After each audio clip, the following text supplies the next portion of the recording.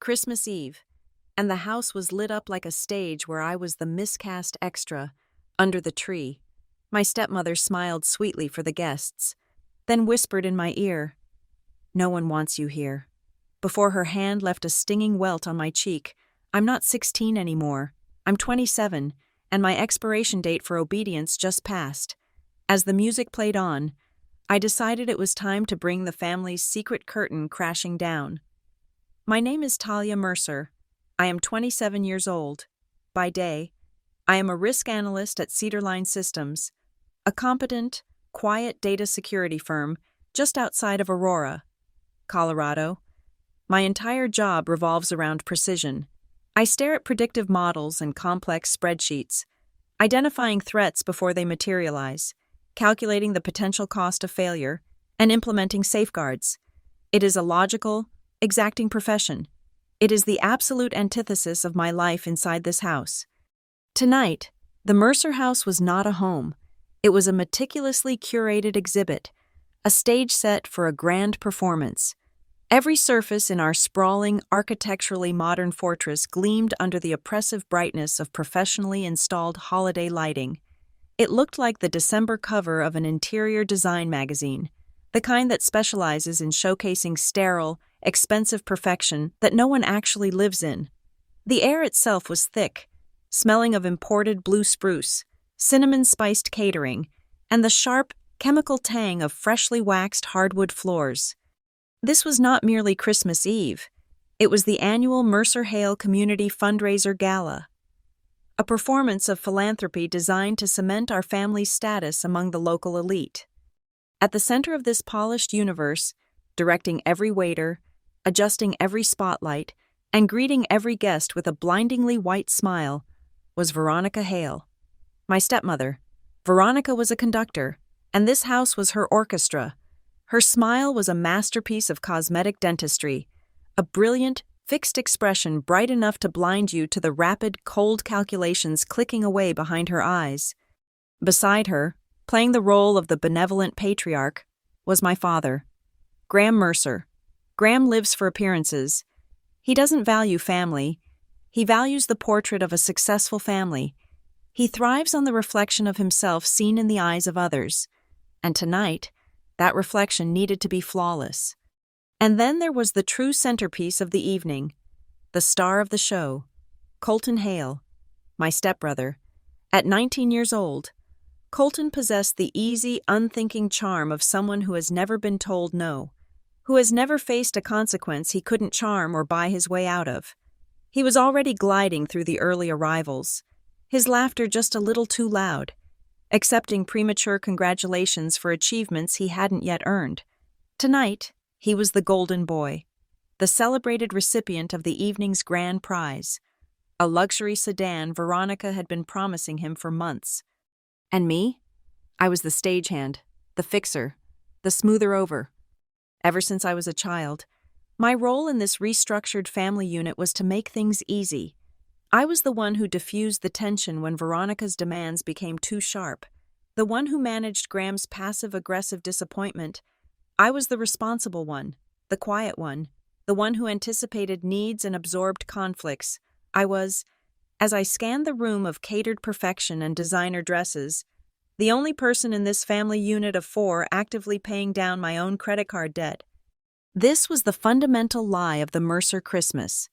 The glitter and the warmth of the 1,000 tiny white lights were a strategic distraction, a beautifully arranged facade designed to conceal the deep, moral cracks in our foundation. The festive glamour wasn't warmth, it was insulation, hiding the cold, transactional nature of everything we did. We were not a family. We were a small, dysfunctional corporation operating under a toxic brand identity. And tonight, the annual report was due.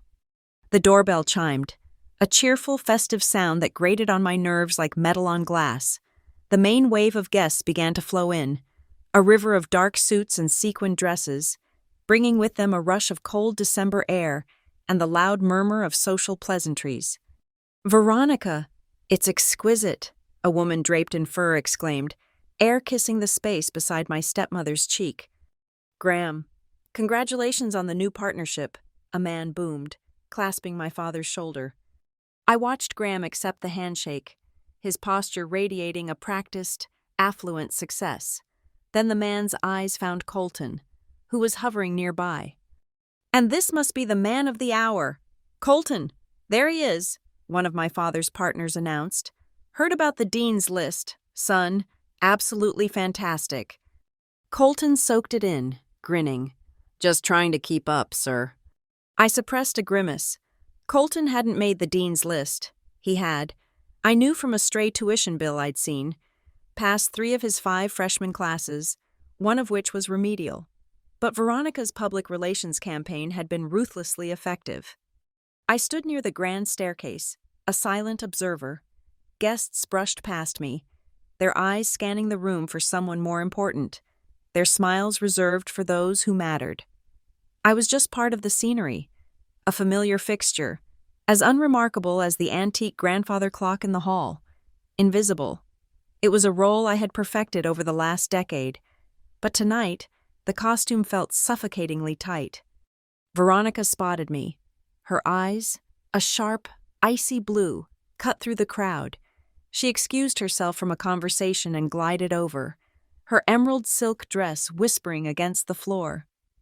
She did not stop smiling, not even when she reached me. "Talia, darling," she said, her voice a low, sugary purr meant only for me. She reached out and adjusted the sleeve of my conservative navy blue dress, a gesture that looked like affection but felt like a correction. "We'll be doing the big gift right after Graham's speech, around 9 o'clock. I think it's going to be such a wonderful, wonderful moment for Colton." She leaned closer, the scent of her perfume something expensive and heavy, enveloping me. "You have those papers I gave you earlier? The ones for the family accounts?" I didn't answer. I just met her gaze. Her smile tightened by a millimeter, losing its manufactured warmth. "Just remember, Talia, this event is vital for your father's partners. This is about community, about image. Do not embarrass this family tonight." It was not a request. It was an order, delivered with the casual confidence of a general, and she was specific. This family, not our family, this one, the one she had built, the one I just serviced. I gave a slight, non-committal nod I'd mastered long ago, appeased for the moment. She turned and drifted away, disappearing back into the sea of adoring guests. I turned toward the alcove by the tall front window, needing a moment of quiet, needing to breathe air that wasn't saturated with her perfume. My hand went to the pocket of my dress, my fingers brushing the smooth, cool glass of my phone. I pulled it out, keeping it low, angled away from the room. The screen lit up. A single text message had arrived 3 minutes ago. It was not from a friend or a coworker. It was an automated system alert. The sender was Marlowe Trust Legal. The message read, "Your 2-factor authentication code for the Evelyn Marlowe Trust portal is 88192B. This code confirms your request to assert sole beneficiary control. Welcome, Ms. Mercer." My grandmother, my mother's mother. Evelyn was the only one who had ever truly seen me. The only one who had recognized the polite, smiling hostage situation I was in. Before she passed away 2 years ago, she had locked my inheritance, my mother's money, not the family's, into an ironclad trust. It was structured so tightly that not even Veronica's most creative lawyers could breach it, until I turned 27. That birthday was 3 months ago. Her lawyer, Mr. Davies, had warned me this day would come, the day I had to move from defense to offense. The text message wasn't just a code. It was a key. It was the final confirmation that the firewall I had requested last week, the one removing all secondary advisorships and shared access points, was active. I was, for the first time in my life, completely, independently, and legally insulated. I let out a breath I hadn't realized I was holding. My gaze drifted across the room, past the mingling crowds, to the enormous, perfectly decorated Christmas tree. It was a 12-foot behemoth, dripping with white lights and silver ornaments, a monument to Veronica's impeccable taste. And there, nestled beneath the lowest boughs, was the big gift. It was not wrapped. It was a sleek, black jeweler's box, the size of a shoebox. Resting on top, tied with an obscenely large red velvet bow, was a single, gleaming car key. The luxury logo was unmistakable, even from across the room. I finally understood the papers. The papers Veronica had tried to force on me earlier that afternoon, catching me as I was walking in from work.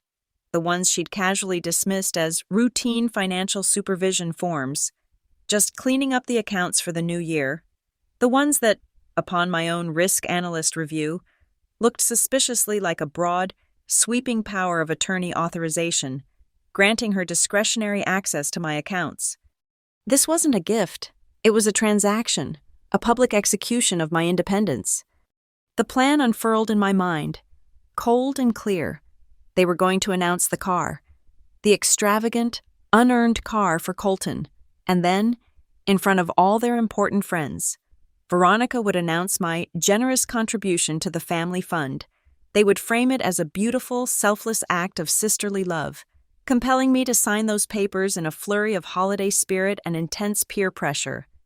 They were going to use my grandmother's money to buy their golden boy a status symbol, and they were going to make me smile while I handed them the pen to sign away my own future.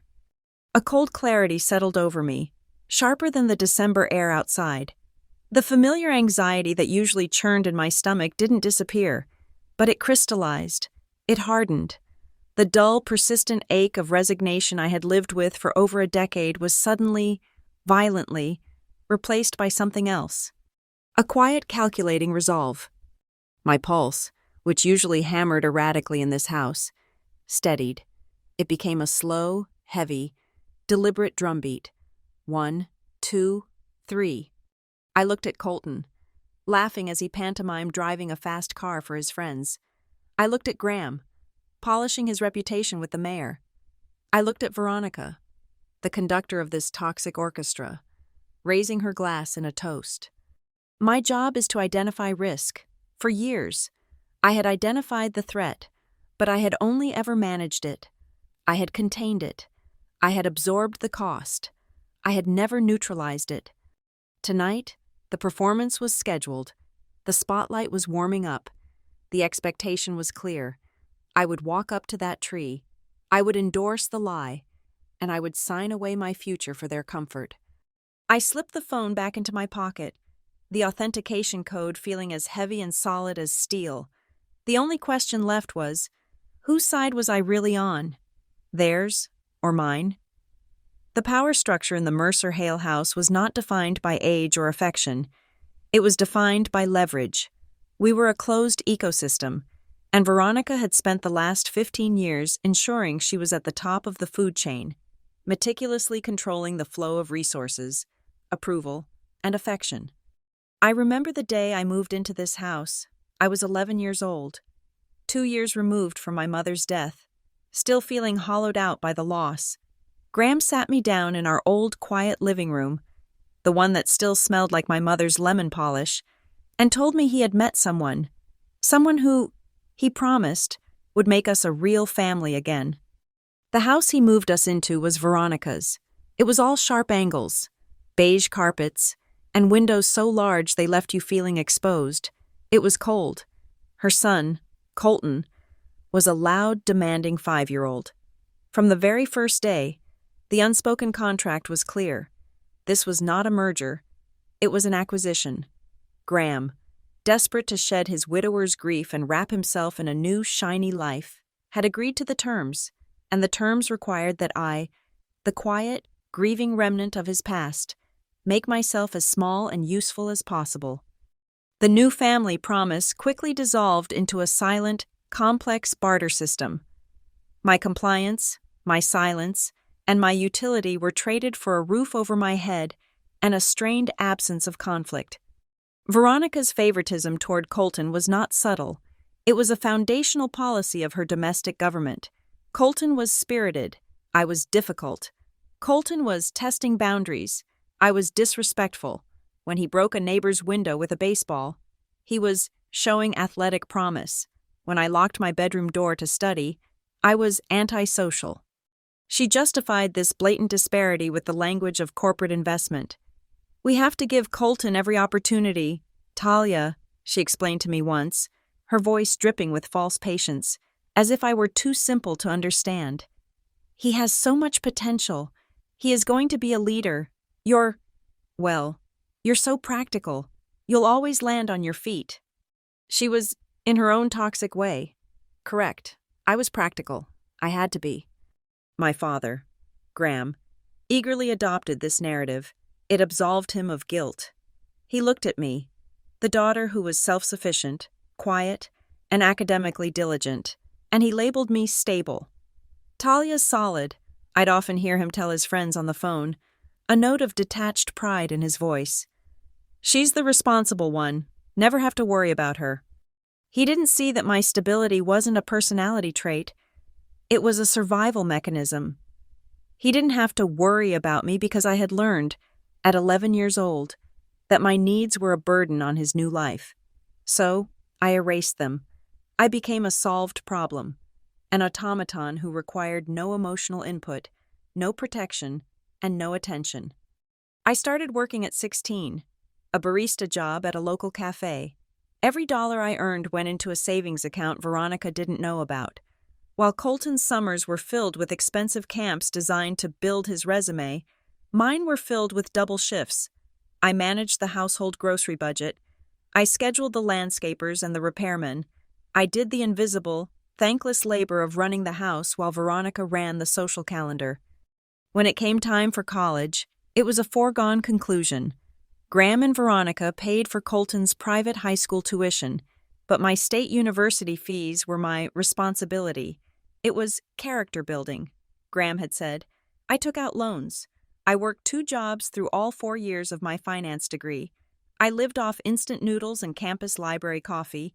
I graduated with honors, a pile of debt, and a spine made of tungsten. Only one person ever challenged the narrative: my maternal grandmother, Evelyn Marlowe. Evelyn was not a soft woman. She was pragmatic, sharp, and had a vocabulary that could strip paint. She had despised Graham's weakness long before my mother died, and she saw Veronica as a predator. During one of my rare college breaks, she took me to lunch. She watched me meticulously calculate the tip on the bill. "That woman," she said, never using Veronica's name, "is running your father's life like a leveraged buyout, and that boy she's raising is a future liability. She views you as a competitor for Graham's resources." She reached across the table, her hand surprisingly firm on mine. "You are not a support system. Talia, you are a person, your mother's daughter, and you will not be collateral damage in that woman's empire." A year before she died, she established the Evelyn Marlowe Trust. It was my mother's inheritance, assets from the Marlowe side of the family, locked away in a legal fortress. "This," she had instructed me, "is not family money. This is your money. This is your escape hatch. This is your life. Do not, ever, let them touch it." When Evelyn passed, her estate lawyer, Mr. Davies, sat me down to finalize the probate. He was a meticulous, kind man who had worked for my grandmother for 30 years. "I want to be very clear, Ms. Mercer," he said, adjusting his glasses. "Your grandmother was exceptionally specific. This trust is designed to protect you not just from the world, but from your own household. It contains several stringent clauses related to undue influence and coercive financial control. She anticipated they would come for this. Do not sign anything they give you without calling me first. Anything." That conversation was the single most important lesson of my adult life. It was the moment I realized my domestic discomfort had a legal name: financial abuse. I took my job at Cedar Lane Systems and began to apply my professional skills to my personal life. I am a risk analyst. My job is to identify threats, model their behavior, and build defenses. Veronica was the primary internal threat. I watched her. I tracked her. I ran silent analytics in my head. Veronica managed all the family accounts, a position she'd assumed under the guise of making things easier for Graham. She handled his investments, the household checking, the utility bills. She even managed Colton's savings account, which gave her the dual power of rewarding him while simultaneously having plausible deniability for his constant financial emergencies. But the Evelyn Marlowe Trust remained the one asset, the one part of me she could not breach. It was a locked door in her own house, and it infuriated her. Colton, naturally, had been raised to believe that all resources were communal, and that communal meant his. He saw no boundaries, only opportunities.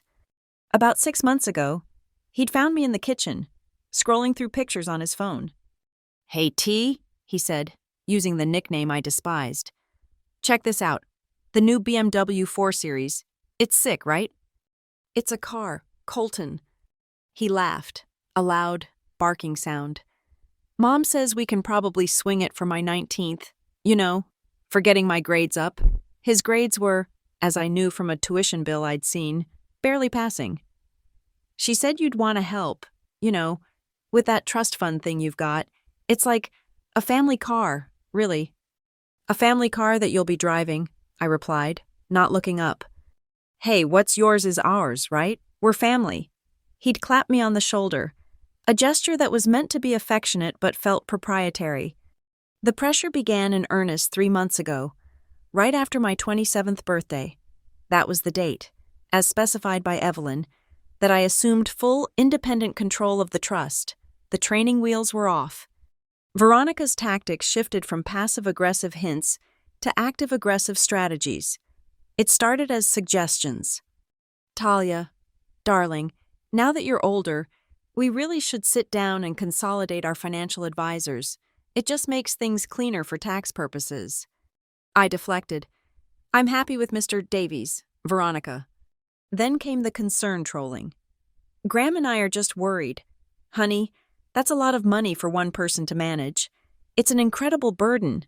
What if you make a mistake? You should let me and your father help advise you, just to protect you." The rift, which had been a hairline crack for a decade, widened into a chasm. They saw my inheritance as a communal resource they were being unfairly denied. I saw it as the only oxygen I had left. The BMW wasn't just a car, it was a test, a beachhead.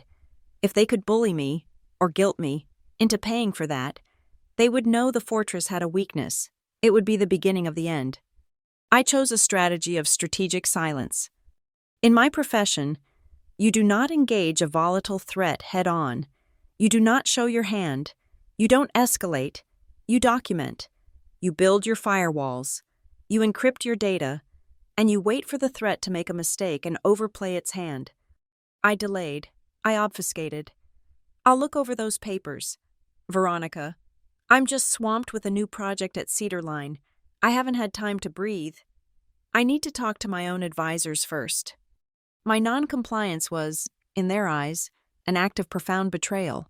My privacy was an insult. Which led us to tonight, this party, the grand public spectacle. This was Veronica's overplay. She had grown tired of waiting. She had decided to stop negotiating in private and move the execution to the public square. This whole event, the speech, the guests, the surprise gift, was a meticulously designed trap. She believed, truly believed, that in front of an audience of Aurora's elite, I would buckle. I would choose the family's public image over my private survival. I would smile. I would sign the papers, and I would hand over my grandmother's legacy to buy their golden boy a car. I looked at the key under the tree, its red bow bleeding light onto the floor. They hadn't just miscalculated the risk. They had fundamentally miscalculated me. The ambush happened at 7:15, just as the main wave of guests was bottlenecked at the door, shedding coats and accepting champagne. I had been checking the catering setup in the dining room when Veronica intercepted me, her smile bright and brittle. Graham was with her, a united front. "Talia, darling, a quick moment before the real rush." Veronica's voice was velvet, but her hand on my elbow was steel, steering me into the small alcove by the library. a space momentarily shielded from the crowd by a large potted ficus. She produced a slim, expensive-looking leather folder. Just that little bit of housekeeping we discussed, so we can finalize everything before the announcement. She opened it. Inside were 5, maybe 6 pages of dense text, flagged with bright yellow "Sign Here" stickers. My father, Graham, stood beside her, his expression carefully neutral, which, in his language, meant he was deeply uncomfortable, but had already chosen his side. "I took the liberty of having our attorney draft this," Veronica said, tapping the top page. "It's just a standard family fiduciary oversight. It streamlines all our assets under one advisory umbrella. It makes managing the estate so much cleaner, especially for tax purposes. You understand. You work in finance." I took the folder. My hands were steady. My professional training kicked in, overriding the domestic panic. I read the first page, then the second. The language was deliberately, beautifully vague. It wasn't about advising, it was about authorization. It mentioned discretionary access and communal asset allocation and managing beneficiary burdens. It was a key. It was a blank check. It was a complete surrender of the Evelyn Marlowe Trust. It was the most blatant attempted theft I had ever seen. Formatted in Times New Roman, size 12. "It looks," I said, my voice carefully flat, "like it grants you power of attorney over my accounts." Veronica's smile faltered, just for a second. "That's such a cold term. Talia, it's not power of attorney, it's partnership." Graham finally spoke, adopting the deep, disappointed father tone he reserved for my moments of perceived failure. "Talia, that is an extremely cynical way to look at this. This isn't some hostile takeover. We are a family. Families support each other. Veronica is spending countless hours trying to optimize our financial health, and you're treating her like an adversary." He puffed himself up slightly, the scent of his expensive cologne washing over me. "This is about showing a united front. It's about image, yes, but it's also about trust. We trust you. You need to trust us." Us, the word hung in the air, thick and suffocating. Us meant them. It had never included me. Before I could respond, a new presence bounded into the alcove, shattering the tension with a blast of clueless energy. Colton. "Whoa. Serious faces," he laughed. He already had a champagne flute in one hand and his phone in the other, held high. The red recording light was on. "Look at this. The high-stakes finance meeting. My 2 favorite money managers." He zoomed in on my face, then on the papers. "Is this about my car? Are you signing the car papers? Epic." He was filming it. He was filming this attempted coercion for his social media story, reducing my grandmother's legacy to a punchline, a prelude to his new toy, the casual, baked-in entitlement of it. The assumption that my assets were just a line item in his budget made my stomach clench. "Colton, put that down," Graham snapped, his annoyance aimed at the wrong person. "Chill, Dad. It's just for my friends. Talia, smile for the camera. Thanks for the beamer. You're the best." My blood went ice cold. This was the performance. I was the prop. They were setting the stage. "Excuse me," I said. My voice was tight. I turned and walked away, pushing past a startled Colton. "Talia, we are not finished," Veronica called after me, her voice losing its velvet and gaining an edge. I didn't stop. I didn't run. I walked with purpose, my heels clicking on the hardwood, moving through the knots of guests who smiled politely, unaware of the domestic detonation I was walking away from. I didn't stop until I reached the downstairs powder room, the only room in the house with a solid wood door and a working lock. The muffled sound of the growing party and the awful, cheerful Christmas music felt miles away. I locked the door. My fingers were shaking now, but not from fear, from rage. I pulled out my phone. My thumbs flew.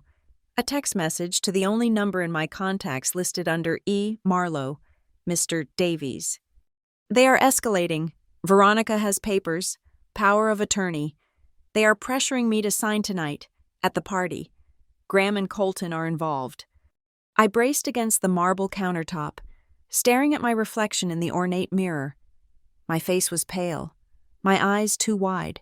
The welt on my cheek from earlier in the day had faded to a dull pink, but I could still feel the phantom heat of it. My phone buzzed. The reply was instantaneous, as if he had been waiting for it.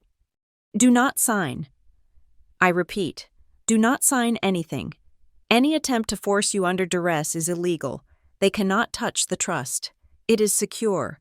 You are secure. Do you need me to call the house? No, I typed back. Not yet. I am documenting. But thank you. Stay strong. Ms. Mercer, your grandmother prepared you for this. There was a sharp rap on the door. Not a polite knock. A rap. With knuckles. Talia, Veronica's voice. The sugary sweetness was gone. It was flat. Cold steel. Open this door. I didn't move. I just breathed. In and out. Slow and steady. I don't know what kind of childish game you think you are playing, she hissed through the wood, her voice low enough not to carry, but vibrating with fury. Your father is deeply disappointed. You are making a scene over simple, routine paperwork. Silence. I just breathed. You have 2 minutes to come out of that bathroom, walk over to your father, and sign those papers. This party is too important to be ruined by one of your little moods. Do not embarrass us tonight. Talia, I will not tolerate it. The threat was no longer vague. It was explicit. I took a deep breath. I unlocked my phone again. I didn't text the lawyer. I opened the app for the Marlowe Trust portal. I saw the welcome screen. Welcome. Talia Mercer. I navigated to the security settings. 2-factor authentication. Active. Secondary advisor. Access. None. Account lock. Active. She couldn't touch it. Even if I did nothing, she couldn't get in. But this wasn't about her getting in. This was about me signing it away. I looked at the leather folder I still held in my hand. I opened my phone's camera. One by one. I placed each page on the marble counter. Smoothing them flat, I photographed every line, every clause, every signature block. I made sure the metadata was clear, capturing the time and location. When I was done, I opened a new email. I attached the 7 images. I sent them to Mr. Davies, and I blind copied my private encrypted cloud storage. Subject: Documentation, 7:22 p.m., Christmas Eve. I hit send. I splashed cold water on my face, straightened my dress, and looked at the woman in the mirror. The panic was gone. The risk had been assessed. The controls were in place. I unlocked the door and stepped out. Veronica was gone, presumably pulled back into her hostess duties. The hallway was momentarily empty. I walked back toward the main room. The noise level had doubled. The party was in full swing. A sea of glittering dresses and dark suits. I saw my father, Veronica, and Colton standing near the magnificent, brightly lit tree. They were laughing with a small group of guests. As I approached, I heard a snippet of their conversation. A man I recognized as one of my father's oldest business partners, a man named Arthur Hayes, was looking at Colton. A new BMW, eh? Arthur said, smiling. 19 is pretty young for that much car, isn't it, Graham? Veronica laughed, a light tinkling sound. She put her arm around my father's waist. Oh, it's a true family gift. Talia is actually helping us with it, from her grandmother's fund. She's been so generous, wanting to give back to her new family. I stopped. I was 10 feet away. Arthur Hayes turned his head slightly. His eyes met mine. He had heard. He'd also seen the look on my face. His smile didn't just fade. It tightened. He was a finance man, too. He had known Evelyn. He knew exactly what her grandmother's fund meant, and he knew it wasn't family money. His gaze flicked back to Veronica, then to Graham, and his expression, once jovial, became analytical, disapproving. The pressure in the room felt physical. The warm, pine-scented air was suddenly too thick to breathe. The hundreds of tiny, twinkling white lights on the tree began to blur, their points sharpening like needles. Each one felt like a spotlight, like an accusation. Veronica's lie. so casual and destructive, hung in the air. Colton's smug entitlement, my father's willing, passive betrayal. This was not a negotiation. This was a mugging. I stood there, frozen, the weight of their collective expectation pressing down on me. Sign the paper, smile for the camera, pay for the car, be the good daughter, be the quiet support system, vanish.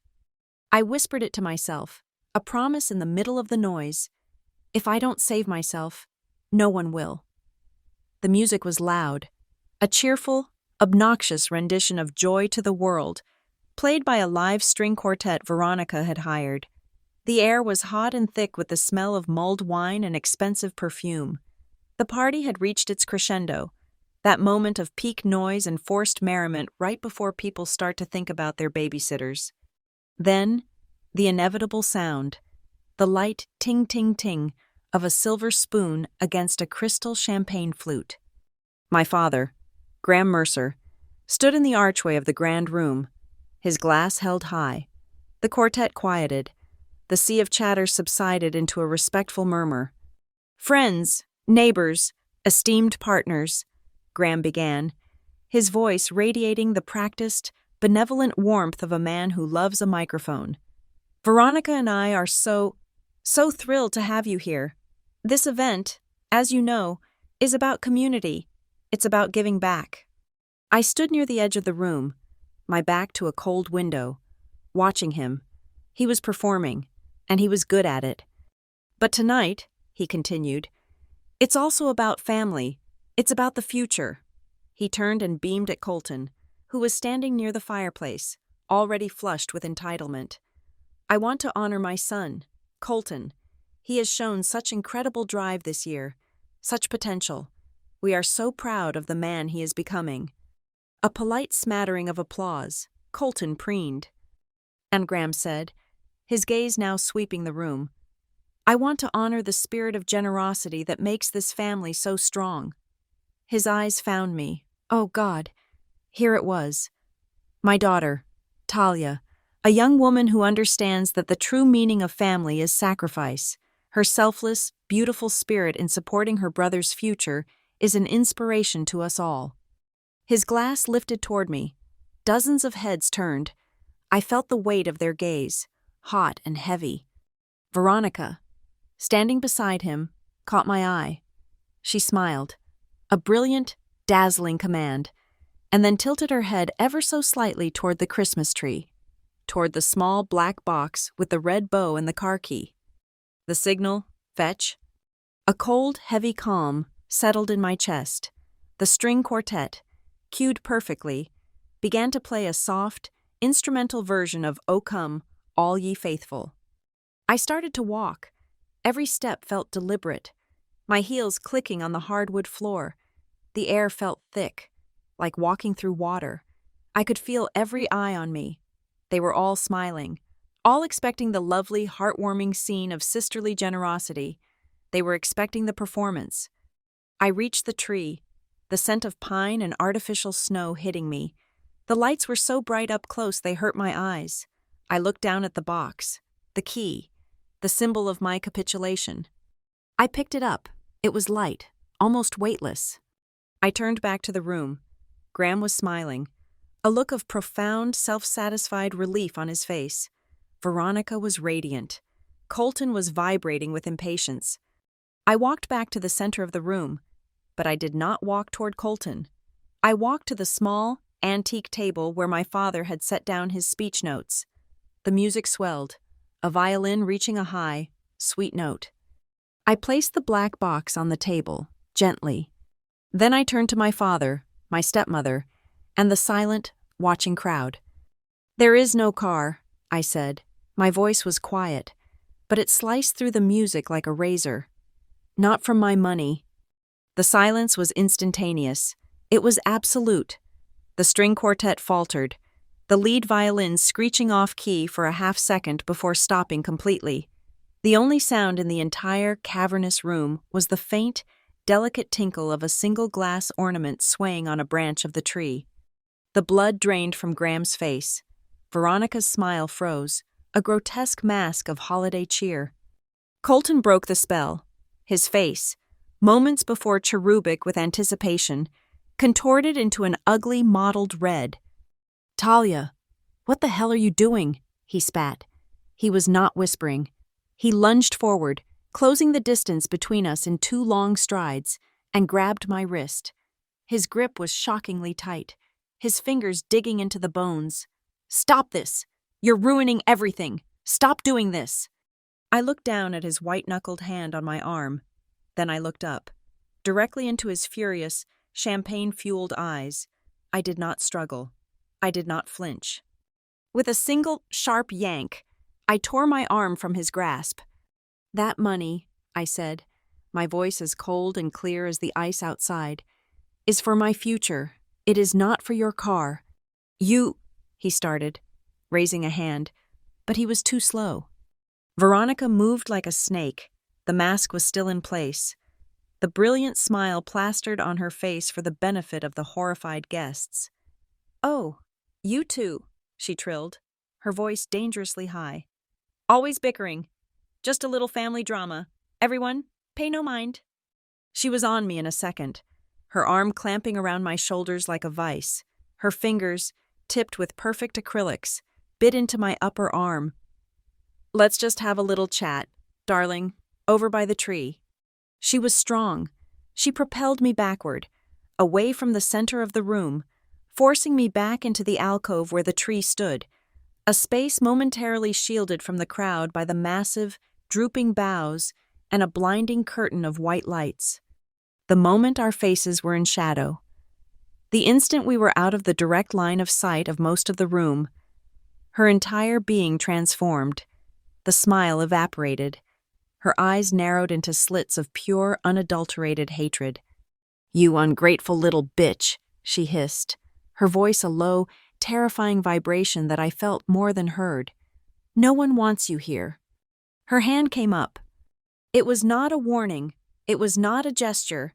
It was a full, open-palmed, back-swung slap. It connected with the side of my face with a sound that was shockingly loud in the relative quiet. A sharp, wet crack that echoed in my own skull.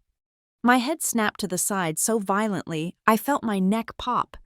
A universe of white-hot stars exploded behind my eyes, obliterating the Christmas lights.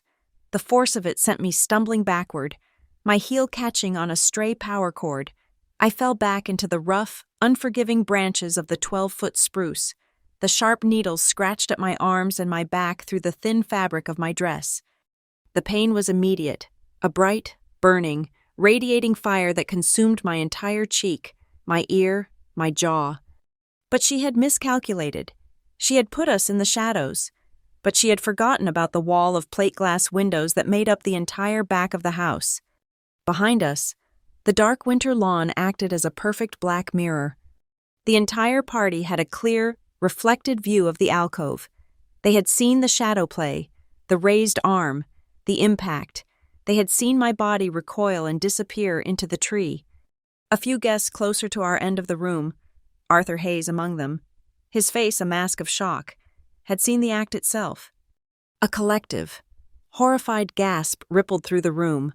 The music was gone. The festive cheer was gone. The pain in my cheek began to throb, a deep, sickening pulse, but the cold clarity from earlier, the resolve, it didn't just hold, it hardened into something indestructible. I did not touch my face. I did not cry. Slowly, I untangled myself from the branches. I pushed myself upright. I took one step forward, emerging from the shadow of the tree, back into the harsh, accusing light of the main room. My cheek was on fire, a beacon. I looked directly at her. "Do not," I said, my voice not loud, but it carried to every corner of the silent, frozen room. "Ever touch me again."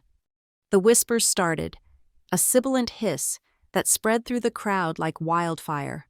My God, did you see that? She hit her. In her own house. Graham looked like he had been turned to stone, his champagne glass still held aloft, his mouth slightly open. Colton just stared, his drunken anger momentarily eclipsed by sheer shock. Then, a new voice cut through. Ma'am, is everything all right here? It was the security guard from the front door. He was moving toward us, his hand near his belt, his expression no longer that of a polite event host, but of a professional handler. The holiday air was no longer festive. It was frigid. The philanthropic performance was over. The beautiful, sparkling lights were no longer welcoming. They were floodlights, illuminating the ugly, raw truth of the Mercer Hale family for everyone to see. The silence that followed my words was a vacuum, sucking all the heat and air out of the room. It lasted for perhaps 3 seconds, but it felt like an eternity. The security guard, the one who had approached, was a tall man with a professional, unreadable expression. His name tag read, Evans. He was the event manager. He stepped firmly between me and Veronica, not touching either of us, but creating an undeniable physical boundary. "Ma'am," he said, his voice calm and authoritative, directed at Veronica, "I'm going to have to ask you to move to the other side of the room. Please, now." Veronica's face was a terrible, crumbling ruin of its former composure. The mask was not just cracked, it was shattering. "This is my house," she hissed, her voice trembling with a fury so profound it was almost primal. "You cannot give me orders in my own home. When my company's insurance is liable for an event, and I witness a battery," Evans replied, his voice dropping, "it becomes my jurisdiction. Move, or you will be removed." Graham, galvanized by the threat to his wife, finally moved. "Here now, officer. There's no need for that. This is a private, so—" "It stopped being private, Graham, when you let her hit your daughter." The voice came from the crowd. A woman I recognized, Dr. Lina Aris, a prominent emergency room physician at the local hospital, pushed through the knot of frozen guests. Her face was grim. She ignored Veronica completely and came straight to me, her eyes clinical and focused on my face. "My name is Lina Aris, Talia," she said softly, as if we were the only 2 people in the room. "I'm an ER doctor. May I look at your cheek?" I just nodded, my entire side of my face throbbing in time with my pulse. She gently tilted my head toward the light, her fingers cool and professional, probing the bone beneath the skin. "That's a significant impact. You're going to have a severe bruise, and I'd be worried about a hairline fracture to the zygomatic arch. You need ice, and you need this documented. You need to file a report. Do you understand me?" "Report?" Graham sputtered, looking horrified. "Lina, this is a misunderstanding." "Doctor," Aris turned to him, her eyes flashing with a cold anger I had never seen. "I saw her. Graham, we all saw her. That was not a misunderstanding. That was an assault. And if she shows up in my ER, that's exactly what my report will say." Suddenly, another voice erupted, loud and incoherent. Colton. His shock had finally metabolized into pure, undiluted rage. "You! This is all you!" he roared, pointing at me. His face was blotchy, his eyes wild. "You just had to ruin it. You couldn't just let me have one thing. You're insane. Talia, you're a psycho." He started to lurch toward me, his movements clumsy with alcohol and adrenaline, but before he took 2 steps, a new figure stepped into his path. It was my friend, Sarah. I had invited her as a buffer, my one ally, and she had been standing quietly by the bar, watching everything. Her face was white with shock, but her hands were steady. Her phone was up, held not like a camera, but held low. The way you hold something when you are trying to capture audio, the small red recording light was on. "You need to back off, Colton," Sarah said, her voice shaking but firm. Colton saw the phone. He saw the red light, the realization that he was being recorded, that his golden boy image was dissolving in real time, seemed to break his brain. "Are you recording me?" he shrieked, batting at her phone. "You can't record me." "Colton, shut up!" Veronica screamed, her voice cracking. It was chaos, a complete, unmitigated social disaster. "That's enough!" Graham boomed, finally finding his patriarch voice, but it was too late. He was trying to regain control of a narrative that had already left the station and was currently careening off a cliff. "Everyone, please, this is a private family matter. We will handle this. Please, enjoy the appetizers. The bar is still open." It was the most absurd, pathetic thing he could have said. It was pleading. He was asking people to ignore the blood on the floor and go back to the canapes. A few guests looked away, deeply embarrassed for him. Most just stared, their expressions a mixture of pity and disgust. His desperate attempt to keep face had only highlighted how grotesque the situation was. Mr. Evans, the event manager, had seen enough. He had been speaking quietly into his shoulder microphone while Colton was having his meltdown. I saw him nod, his face grim. "Mr. Mercer," Evans said, cutting through Graham's flailing attempts to restart the party. "I have notified the Aurora Police Department. They are dispatching officers. My team and I will remain here to ensure the safety of all guests until they arrive." He had called the police. He had called the police, not me, a neutral, third-party professional, the risk analyst in my brain. The part that was still functioning registered the critical importance of this fact. I was not the escalator. I was the victim. Veronica heard it. The word police seemed to sober her. The fury on her face vanished, replaced by a sudden, terrifyingly calculated mask of victimhood. "Oh, thank God," she said, her voice suddenly trembling. She actually brought a hand to her chest. "Thank God, officer. It's been a nightmare. My stepdaughter, Talia, she's been under so much stress. She's not well." She was actually doing this. "She came here tonight and became very agitated," Veronica continued, her voice breaking convincingly. Tears welled in her eyes. She attacked Colton. She was screaming about money, and I tried to intervene. I just tried to restrain her, to calm her down, and she fell. It was terrible. It was a brilliant performance. It was fast. It was plausible. And it painted me as the hysterical, unstable heiress. For a moment, I felt a surge of pure, white-hot panic. What if they believed her? "That," Dr. Ara said, her voice ringing with the absolute authority of an ER chief, "is a lie." Veronica's tearful performance stopped, mid-sob. "I was 10 feet away. Veronica," Dr. Aris continued, stepping forward. "I saw you drag her into the alcove. I saw you strike her. The impact, and the clear handprint now forming on her face, are not consistent with restraint or a fall. They are consistent with a full-force, open-palm strike." Arthur Hayes, my father's old partner, cleared his throat. "I saw it as well. We all saw it. What we didn't see was Talia attack anyone."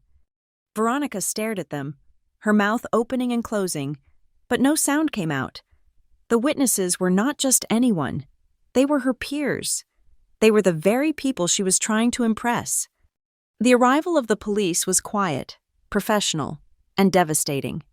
2 uniformed officers entered through the front door, their presence immediately sucking the last remaining vestiges of party atmosphere from the room. The music was long dead. The guests began to move to the periphery, a silent, watching circle. Mr.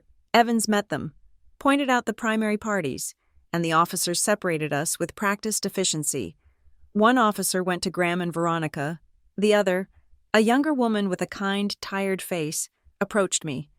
"Ma'am," she said, keeping a respectful distance, "my name is Officer Byrne. Can you tell me what happened tonight?" I looked past her. I saw Veronica, crying hysterically into my father's chest. I saw Graham, rubbing her back, his face a mask of weary betrayal aimed at me. I saw Colton, slumped in a chair, staring at the floor, finally silent. I turned back to Officer Byrne. My pulse was a steady drum. The pain in my cheek was a grounding, focusing sensation. I was a risk analyst. This was an incident report. "My name is Talia Mercer," I said. My voice was low, but it did not shake. "Tonight, at this party, my stepmother, Veronica Hale, attempted to coerce me into signing financial documents." Officer Byrne's expression sharpened. What kind of documents? A fraudulent power of attorney. She wants access to my private trust fund, the Evelyn Marlowe Trust, to purchase a car for her son, Colton Hale. I have photographs of the documents on my phone. My lawyer, Mr. Davies, also has copies. And what happened when you refused? She and my father, Graham Mercer, staged a public presentation to pressure me. When I refused publicly, she dragged me behind that Christmas tree. She threatened me, and then she struck me across the face. She threatened you? Yes, I said. My friend, Sarah. I pointed to where Sarah was already talking to Mr. Evans. May have an audio recording of the threats. The officer nodded slowly, taking it all in. Do you wish to press charges for assault, Ms. Mercer? I paused. I could feel my father's eyes on me from across the room. He was pleading silently. Don't do this. Keep face. I will be discussing all of my legal options with my attorney, I said. Tonight, I just want to leave. We have your statement, she said. Mr. Evans and his team, along with several other guests, have provided corroborating statements. Mr. Evans is filing an official event report, and we will be recommending a temporary protective order be issued, given the circumstances. It was done. The mechanism was in motion. Guests were flooding the entryway. A mass exodus. Coats were being retrieved. Cars were being called. The whispers were no longer whispers. They were the only sound in the room. Can you believe it? At their own party? That poor girl. I always thought Veronica was... That trust was from Evelyn, wasn't it? This was about money. The news was already on the network. The phones were out. The texts were flying. The Aurora Hills Community Group, the Charity League message board, the Mercer Hale Gala, the glittering jewel of the Aurora social season, was now, officially, a scandal. I walked to the closet to get my coat. Talia? My father's voice. I stopped, but I didn't turn. Talia, please, he said, his voice wrecked. Don't go. Not like this. Let me drive you home. We can sort this out. Home. The word was so absurd. It was almost funny.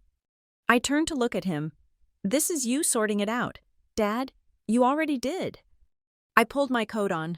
I walked past the police officers, past the shell-shocked face of my stepbrother, and past the furious, tear-stained, ruined face of Veronica. I walked out the front door, into the biting, clean cold of the December night. The air was a shock, stinging my hot cheek, but it felt incredible. It felt real. I pulled out my phone, my fingers steady, and opened my rideshare app. Confirming your driver. Miguel is 3 minutes away. I stood on the curb, waiting, and looked back at the house. It was a masterpiece of architecture, blazing with light, a monument of glass and steel. The guests were streaming out. The caterers were frozen on the lawn, not sure whether to stay or go. And through the massive front window, I could see the tree. It was still perfect. 12 feet of glittering, obnoxious splendor. Its thousands of white lights burning bright. It was no longer a symbol of celebration. It was an interrogator's lamp. It was the light that had finally, after all these years, illuminated the truth. I didn't go home. I couldn't. The word itself had become a toxic absurdity. My rideshare dropped me at Sarah's apartment complex just before 1 a.m, the driver politely pretending not to stare at the angry and swelling discoloration of my cheek. Sarah was waiting. She didn't ask questions I wasn't ready to answer. She just opened the door, handed me an ice pack wrapped in a soft dish towel, made me a cup of strong tea, and pointed me to the couch. She went to her bedroom, leaving me alone with the silence, the ice pack, and my laptop. The adrenaline from the party, the sharp, clarifying rush of survival, had faded. In its place was a deep, throbbing ache that started in my jaw and radiated up to my temple. But beneath the pain, my mind was running. It was humming. I am a risk analyst. My job is not just to identify threats. It is to perform the forensic audit after the breach, to understand how the system failed, and to find the hidden vulnerabilities. Veronica was a vulnerability.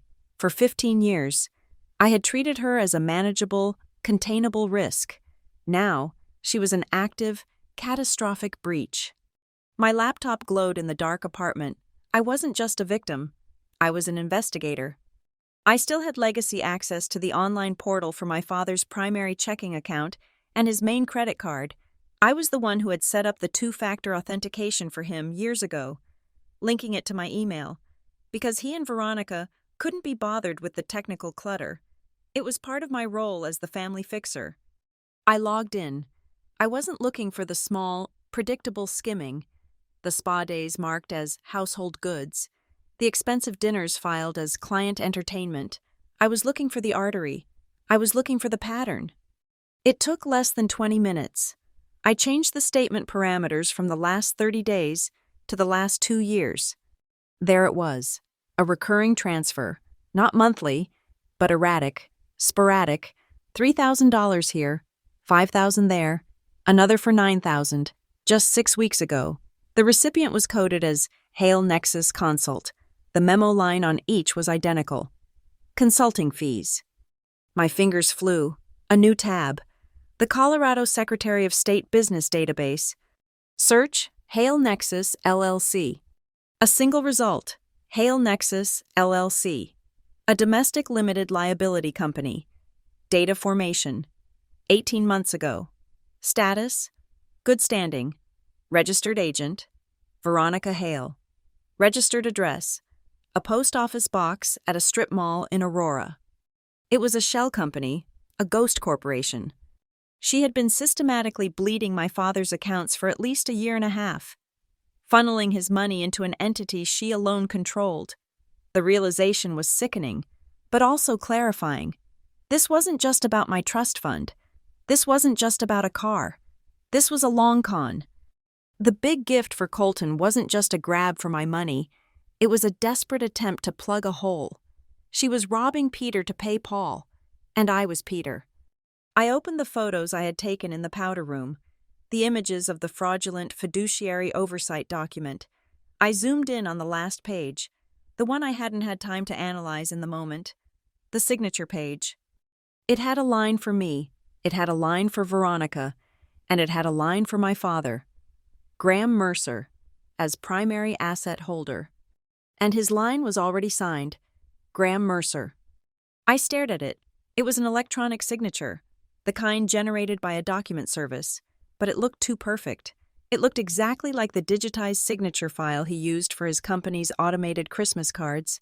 I had that file. I opened my cloud drive, found an old holiday PDF, and put them side by side. They were identical, not similar, identical. A real person signing a legal document, even electronically, leaves variations, a finger swipe, a stylus mark. This was a copy-paste. She hadn't just asked him to sign it. She had forged his digital signature on a document designed to give her control of my assets. She was stealing from him and using his forged authority to steal from me. It was 4 a.m. My next move was professional. I opened my work email. To Legal Department, Cedar Line Systems, Maria Flores. Department Head. Subject: Notification of potential external conflict of interest and personal leave request. I kept it dry, factual, and devoid of emotion.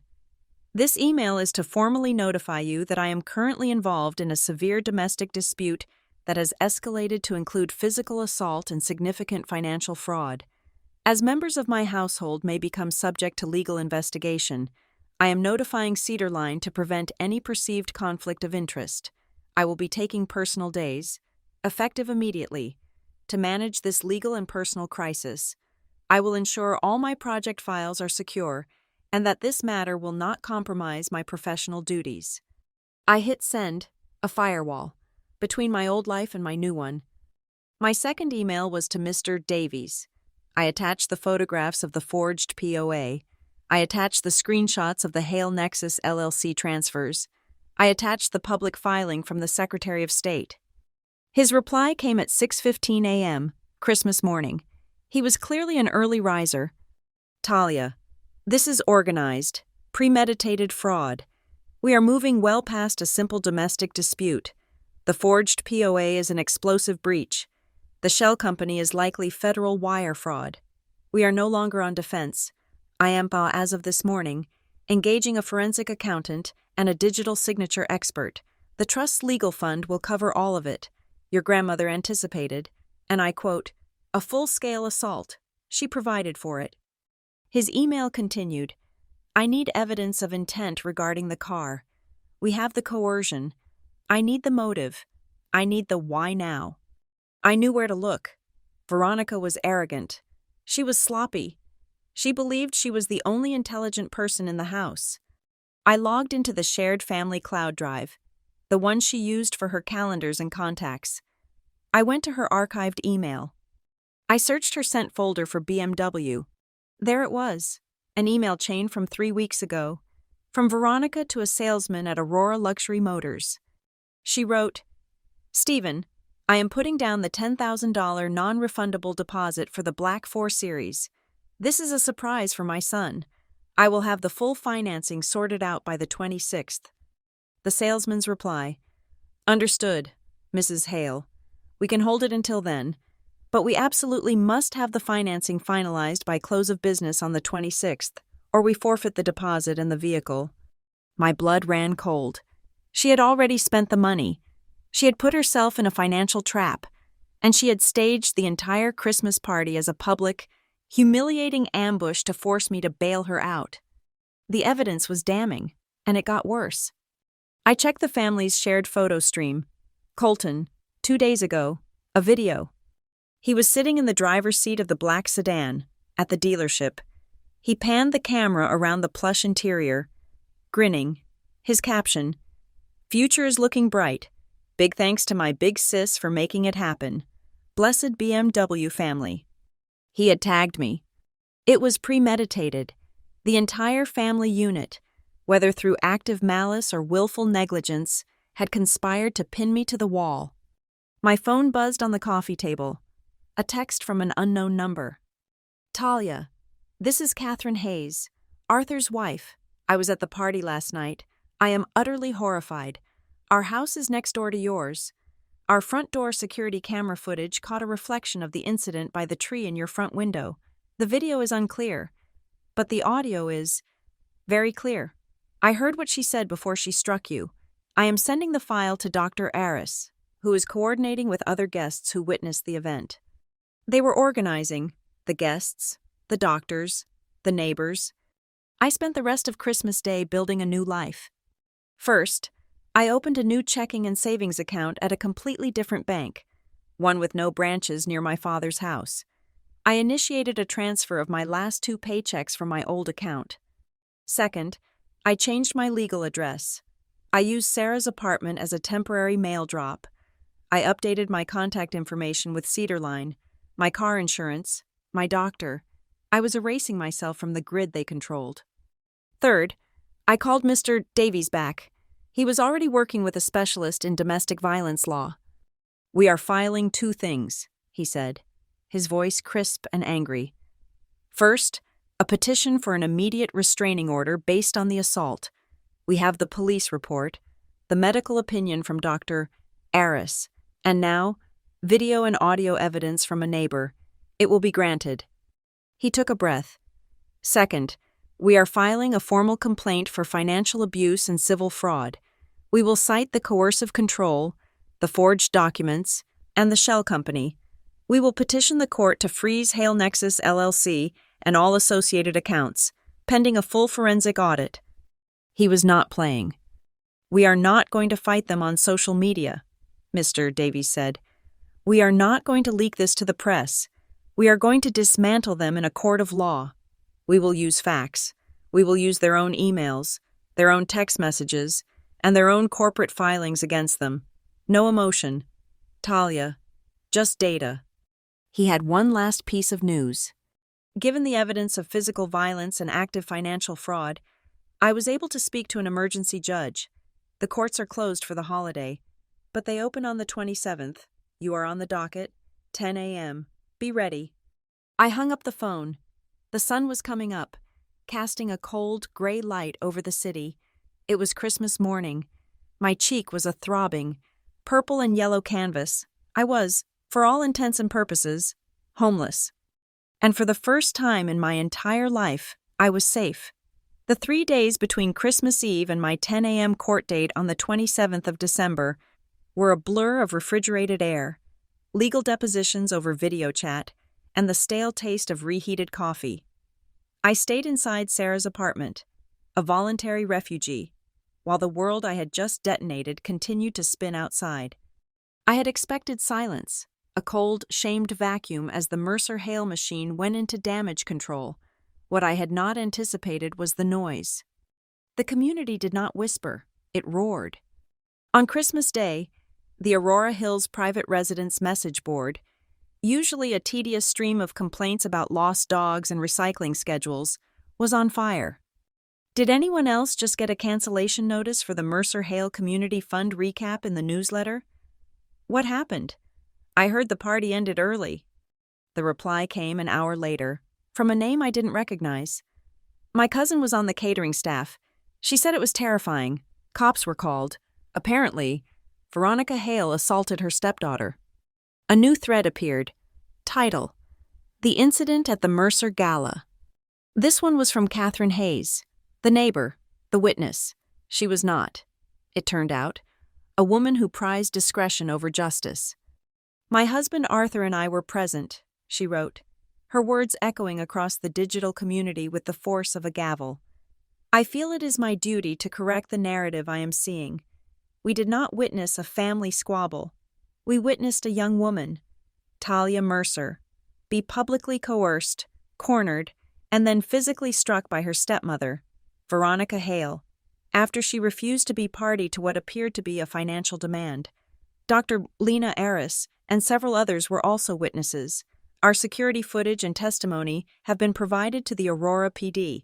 This was not a misunderstanding, it was abuse. The response was immediate. Dozens of replies. I am horrified. Thank you for speaking up. Catherine, we were there. We left as soon as it happened. Your account is 100% accurate. The digital firewall Veronica had built around her reputation, the one she had curated with a decade of perfect centerpieces and flawless charity events, crumbled in less than 12 hours. The official, institutional fallout was just as swift. The editor of Aurora Hills Living, the glossy neighborhood magazine that was scheduled to run a fawning, 2-page photo spread on the Mercer Hale spirit of giving, sent a curt email to Veronica, I know, because Veronica, in a move of profound desperation, forwarded it to my father, who then, in an even more profound move of cowardice, forwarded it to me with the subject line, Talia, look what you are doing. The email read, Mrs. Hale, in light of the multiple credible reports of an unsafe and violent environment at your event, we will be pulling the feature. Our publication cannot endorse an event that resulted in police intervention and failed to meet the basic standards of community safety. We wish you and your family well as you navigate this private matter. Even the church, usually a bastion of careful neutrality, weighed in. The Sunday after Christmas, Sarah went to the community service at the local Presbyterian church, the one my father and Veronica attended for its networking potential. It was wild, she told me, sipping her coffee. Pastor Mike, he got up there, and his sermon was titled, On the Sanctity of Boundaries. He never used a single name. He didn't have to. He just kept talking about how a home built on image, not integrity, is a house of cards, how respect is not optional, and how family does not give anyone the right to violate, financially or physically, another human being's autonomy. Every single person in that room, Talia, knew exactly who he was talking about. Veronica and your dad weren't even there to hear it. My phone, which I had silenced, began to light up with notifications from social media accounts I hadn't touched in years. Old high school acquaintances, college classmates. One message, from a woman I'd shared a lab table with in chemistry, stopped me cold. Hey Talia, this is going to sound crazy, but I'm hearing through the grapevine what went down. I just want to say, I am on your side. I remember seeing you in the library, working 2 jobs. while Colton was bragging in the student union about the allowance your dad gave him. I saw how they treated you at graduation. I just want to say, good for you. It's about time. I didn't engage. I didn't post a single word. My lawyer, Mr. Davies, had been explicit.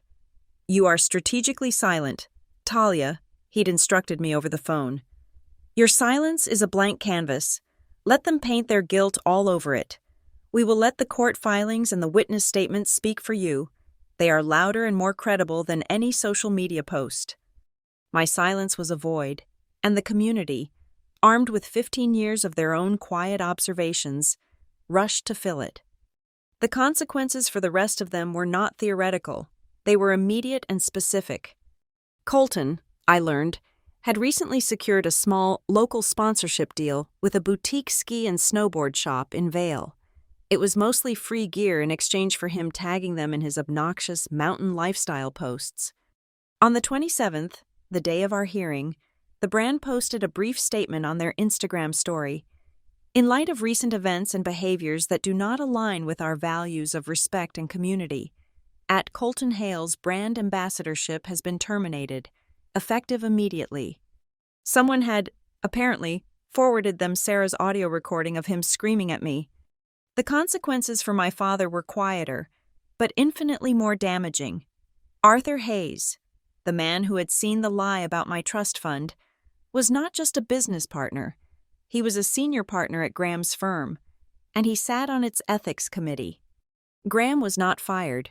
He was, I learned through Mr. Davies, invited to a meeting where he was asked, in no uncertain terms, about his knowledge of a shell company named Hale Nexus LLC.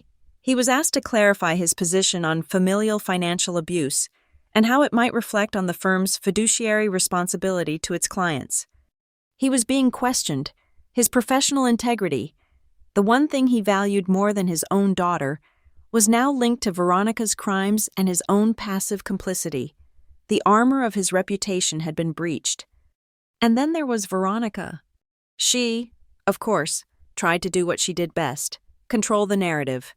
On the 28th, after the court had granted my temporary restraining order and the news of the frozen LLC account was making the rounds, she tried to host an emergency clarification tea. She sent out an email blast to her entire social circle. My dearest friends, it began, you may be hearing some truly shocking and hurtful rumors about our family. There is, as always, another side to the story, a mother's side.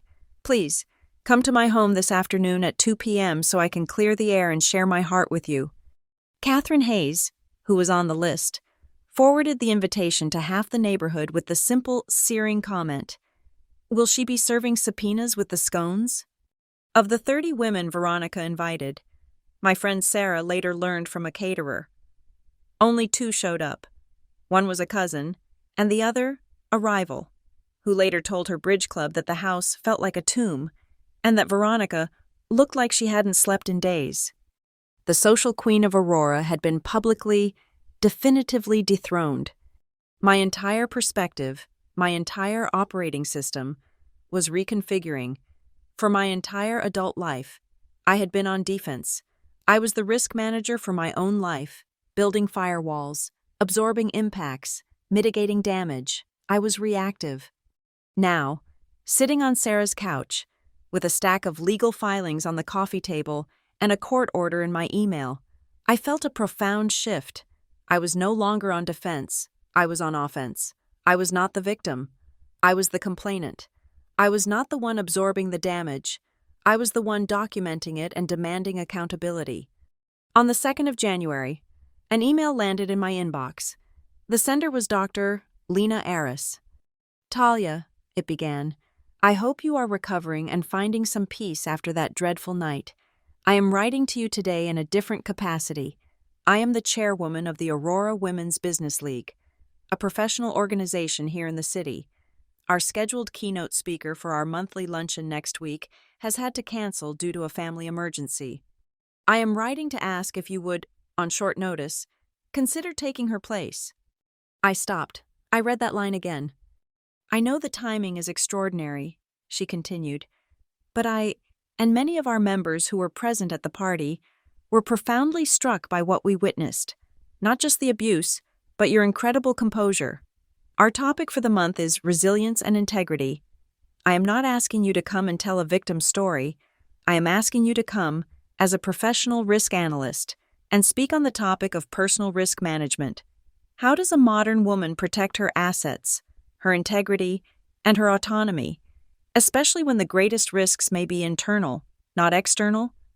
You don't have to mention a single name or that night at all, but I believe your professional insight would be invaluable to the women in our community. An invitation, not to be a prop in someone else's performance, not to be a silent, invisible stagehand.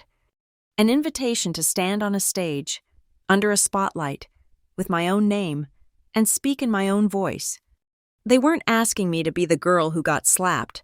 They were asking me to be the woman who knew how to build a fortress. My cheek, now a fading constellation of yellow and pale green, gave a faint throb. I sat up straight, my hands steady on the keyboard. I typed back, "Dr. Aris, thank you for this. I would be honored to speak. The 27th of December, the Arapahoe County Justice Center. I had imagined this moment, if I ever dared to, as a scene of high drama, a fiery trial. The reality was a small, fluorescent-lit hearing room on the third floor. It smelled of industrial carpet cleaner and old files. There were perhaps 15 people present, mostly lawyers waiting for their own cases. Veronica and Graham sat at the opposite table, a new, expensive-looking lawyer between them. Veronica was unrecognizable. The polished, emerald-green hostess was gone, replaced by a pale woman in a severe, high-collared gray blouse. She looked diminished, brittle. Graham just stared at the scarred wood of the table in front of him, his face the color of ash. The judge, a woman named Alvarez, looked over our file with an expression of profound impatience. "I have a full docket," she said, her voice cutting through the quiet room. "This is an emergency hearing for a protective order. I have read the initial police report and the affidavits from the non-party witnesses. I am not interested in emotional appeals. I want facts. Counsel, you will be brief." Mr. Davies stood. "Thank you, Your Honor. We will be, my client, Talia Mercer, is petitioning for an order of protection against her stepmother, Veronica Hale. The grounds are physical assault, documented threats, and a pattern of coercive financial control and fraud." Veronica's lawyer shot to his feet. "Objection. Your Honor, the financial allegations are a separate civil matter, entirely unsubstantiated and designed to prejudice this hearing." Judge Alvarez fixed him with a cold stare. "Counselor, if she is alleging the financial coercion is the motive for the physical assault, then it is relevant, overruled. Sit down." He sat. "Mr. Davies called me." I walked to the stand. My heart was not pounding. It was slow, heavy, and steady. I swore the oath. I looked at the judge, not at them. "Ms. Mercer," Mr. Davies began, "please describe, factually, the events of December 24th. I spoke in the same tone I used at Cedarline when presenting a risk analysis. "On the evening of December 24th, at my father's home, Veronica Hale presented me with a 6-page document. It was a fraudulent power of attorney, drafted to give her full discretionary control over my private trust fund, the Evelyn Marlowe Trust. She, my father, and my stepbrother, Colton Hale, pressured me to sign it." "And when you refused?" "She and my father staged a public presentation designed to humiliate me into compliance. When I again refused, she physically pulled me into an alcove. She threatened me, and then she struck me across the face." "Objection," their lawyer tried again. "Hearsay. This is a fabrication, a family dispute." "Your Honor," Mr. Davies interrupted smoothly, "we have the audio." He cued the file. It was played over the courtroom's small, tinny speakers, but the silence in the room made it perfectly audible. The grainy, dark reflection on the screen was useless, but the audio was not. First, the rustle of the tree branches, then, Veronica's voice, a low, venomous hiss that I felt in my bones. Ungrateful little bitch. No one wants you here. A pause. Then, the sound. The sharp, percussive crack of her hand hitting my face. A woman in the back of the courtroom gasped. Graham Mercer closed his eyes. Veronica stared straight ahead, her face a mask of stone. "Your Honor," Mr. Davies said into the ringing silence, "we also have the testimony of a forensic digital analyst." He called the expert, who took the stand and spoke for less than 3 minutes. He confirmed, with absolute certainty, that the signature of Graham Mercer on the document presented to me was not a valid electronic signature. "It is a digital image file," the expert said. "Copied and pasted onto the signature line. It is a forgery." Veronica's lawyer looked blindsided. He had clearly not been told about that part. He looked at Graham with open confusion. Graham, in that moment, looked like a man who had just seen his own ghost. Then it was Veronica's turn. Her lawyer called her to the stand. The transformation was instantaneous.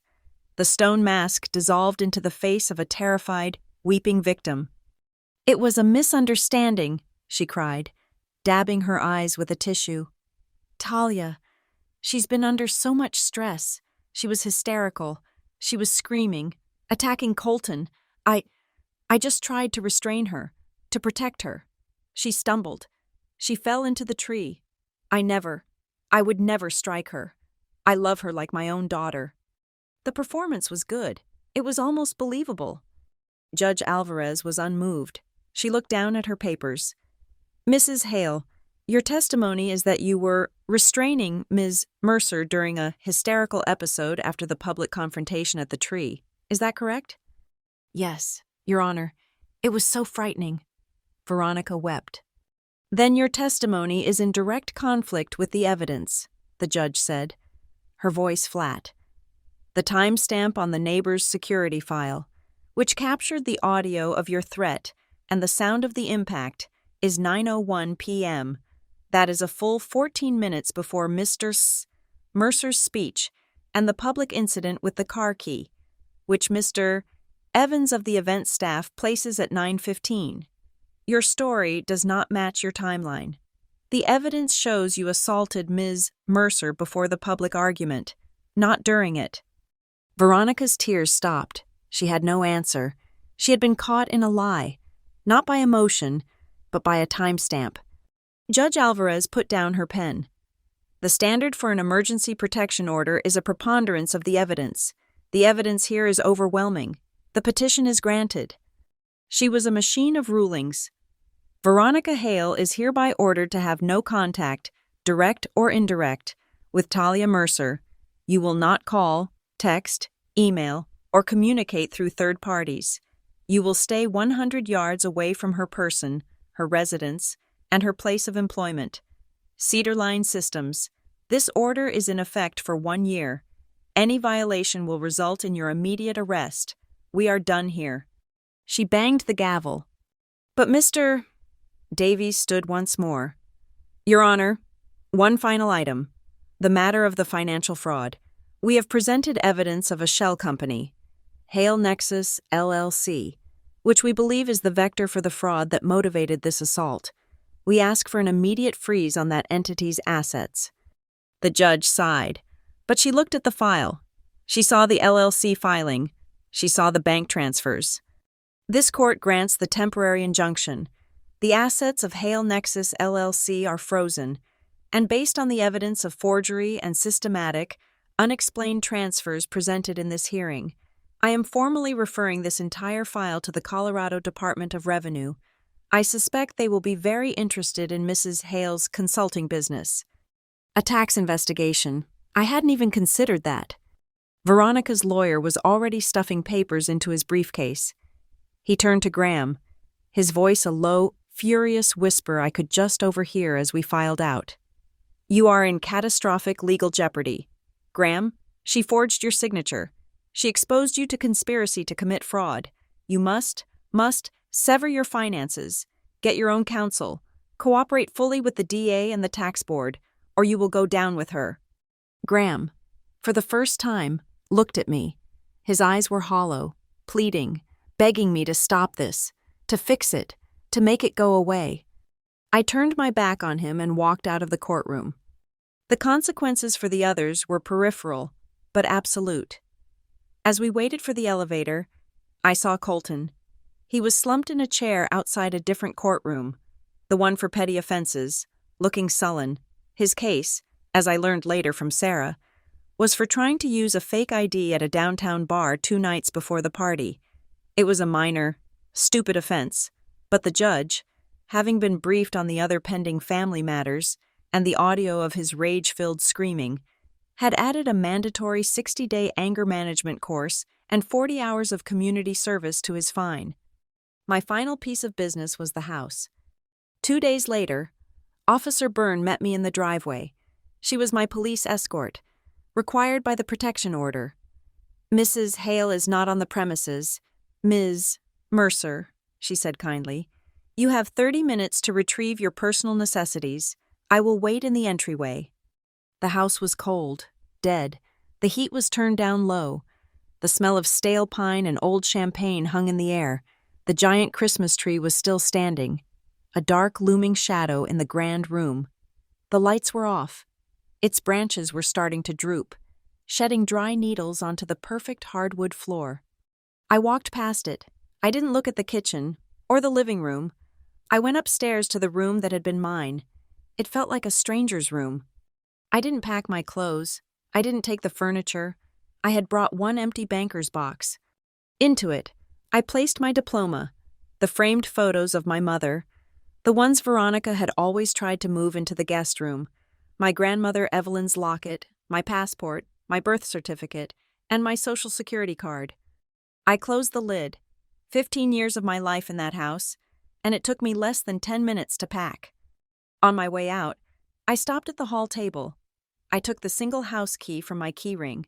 I placed it on the polished wood, next to a stack of unopened mail addressed to my father. I walked out the front door, carrying the box. Officer Byrne nodded. "All set?"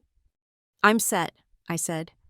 I walked past her, down the brick walkway, and stepped onto the public sidewalk. The air was frigid, the sky a bright, piercing blue. The winter sun was brilliant, reflecting off the clean snow.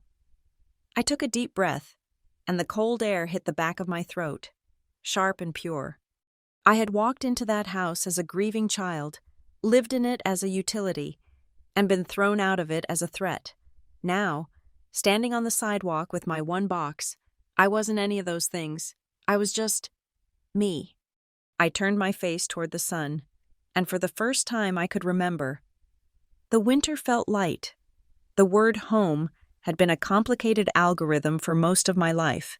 For the last 15 years, it had been a vector for risk, a place where I paid a high emotional tax for basic shelter. My new home was a 3rd-floor, 500-square-foot, 1-bedroom apartment in a nondescript complex near Sand Creek Park. It was small. The carpets were a neutral beige. The kitchen had linoleum countertops.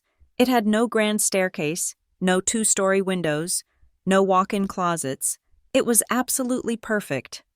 The first thing I bought was not a couch or a bed, but a single, deep pot and a small cluster of lily-of-the-valley pips. I planted them on my tiny balcony, a space just big enough for one chair. My grandmother Evelyn had always grown them. They were small, fragrant, and, as she was fond of reminding me, deceptively poisonous, a living, breathing boundary. My new life was built on new routines, twice a week, on Tuesdays and Thursdays. I left work and drove to a quiet office park to see Dr. Milani, a therapist who specialized in complex trauma and familial abuse. Our first session was difficult. I found myself delivering a factual, bullet-point list of Veronica's transgressions, as if I were presenting a risk assessment. Dr. Alani listened patiently, and when I was finished, she said, "You have an excellent file on what was done to you. Talia, our work is to build the file on who you are." I learned to redefine the language I used. Being the quiet one was reframed as a survival strategy of forced invisibility. Being responsible was reframed as parentification. The biggest word we worked on was boundary. For me, it had always been a wall I built to hide behind. Dr. Alani taught me to think of it as a property line, a clear, visible fence with a gate that I controlled. I was not building a fortress to keep people out. I was building a house and deciding who to invite in. I was good at my job, but my job was a reflection of my trauma. I analyzed threats all day, then went home and analyzed my personal life. My boss, Maria Flores, had been incredible after my email. She had approved my personal leave without a single invasive question. When I returned, she called me into her office. "Talia," she said, "your notification about the conflict of interest, it was professional, but it also highlighted a gap in our own internal protocols." She slid a file across her desk. "We're launching a new internal project to identify and mitigate insider threats. Not just data theft, but financial coercion, conflicts of interest, and undue influence within our own corporate structure. I want you to lead it. It's a temporary promotion, 6-month contract, with a 20% pay bump." I stared at her. I had spent my entire life being punished for seeing the threats. Now, I was being promoted for it. My work was my logic, but I needed something else. I had spent my life documenting facts for survival. I wanted to learn how to tell a story for myself. I found an evening creative writing class at the local community college. I couldn't afford it, not with the new apartment deposit, but I applied for a Community Voices scholarship, and, to my shock, I got it. My first assignment was to write 500 words on a defining moment. I wrote about 2 women in a kitchen, one older, one younger, looking at a spreadsheet. I wrote about the quiet, coded language of financial control. I wrote about how help can be the prettiest sounding word for theft. I didn't use a single name. When I finished reading it aloud, the small class of 10 strangers was silent. Then, the instructor, a kind woman with gray hair, said, "That is a story that needs to be told." The court case, the civil one, was moving slowly in the background, but I was not waiting. I was building. On Saturdays, I started going to a support group. It was in a church basement, and the coffee was terrible, but the people were not. They were men and women who had all, in different ways, survived financial abuse. They were people who understood that the deepest wounds often didn't leave visible bruises. They were people who understood what it meant to have your signature used as a weapon against you. I didn't talk much at first. I just listened. But in my third meeting, a young woman was describing her fear of opening a bank account, terrified her ex-partner would find it. I found myself speaking. "You can set up a notification alert for any login attempts, not just successful ones," I said. "You should use a password manager, but also enable 2-factor authentication on the manager itself. And for your security questions, never use real answers. Don't use your mother's maiden name. Use a code. Your mother's maiden name is Blue Giraffe. It's data, not truth." When I finished, the group leader looked at me. "Talia, that was incredibly helpful. Would you be willing to run a small workshop for us? Digital security for survivors?" So I did. I created a simple, 1-page handout. How to check your credit report. How to freeze your credit. How to create encrypted folders. I was taking the tools of my trade, the ones I had used to protect myself, and giving them away. Evelyn's trust was safe. The money sat in its account, untouched, a silent testament to her foresight. For months, I was afraid to use it. It felt like evidence. It felt like a shield. If I used it, the shield would be gone. Dr. Alani challenged me on that. "It's not a shield. Talia, your grandmother didn't give you a fortress. She gave you a key. She gave you choices. A shield means you're still expecting a battle. A key means you're free to open new doors." The next week, I made the first significant withdrawal. It was not for me. I worked with Mr. Davies to set up a microfund, a tiny, legally sound nonprofit. We called it the Evelyn Seed Fund. Its mission was simple: to provide small, one-time grants of $500 or $1,000 to women entering trade schools, a grant to buy a set of tools for a woman becoming an electrician, a grant to pay for the steel-toed boots for a woman entering a welding program. It was not a shield, it was a choice, it was a seed. My social life, which had been a barren landscape, began to change. I had Sarah, I had the women from my writing class, I had the people from my support group. It was a network built not on obligation or history, but on shared values and mutual respect. I learned to invite people over to my tiny apartment, and I learned it was okay if the only thing I had to offer was tea and store-bought cookies. I ruthlessly curated my digital life. I unfollowed everyone from my past, not just Graham, Veronica, and Colton, who were blocked, but the 200-some friends and acquaintances who were part of that world, the socialites, the partners, the people whose entire lives were a performance of an image. I did not want to watch their play anymore. I needed to do something with the restless, anxious energy that still lived in my bones, so I started to run. Every morning, just as the sun was coming up, I'd leave my apartment and run the trail along Sand Creek. At first, I could barely manage 1 mile. My lungs burned, and my legs felt like lead. But I bought a cheap digital watch and I logged my distance. 1 mile, then, a week later, 1.5, then 2. It was data. It was progress. It was a physical, tangible measurement of me getting stronger, of me moving forward under my own power. I found, in those cold morning runs, a new kind of silence. The silence in my father's house had been a void, a lack of sound that was heavy with unspoken threats. It was the silence of submission. This silence, the one on the trail, with just the sound of my feet on the gravel and my own breath in my ears, was different. It was full. It was peaceful. It was mine. One evening in early March, I came home from work to find a thick, cream-colored envelope in my mailbox. The return address was my father's new law firm. He had, I knew, separated from Veronica's legal team and, by extension, from her.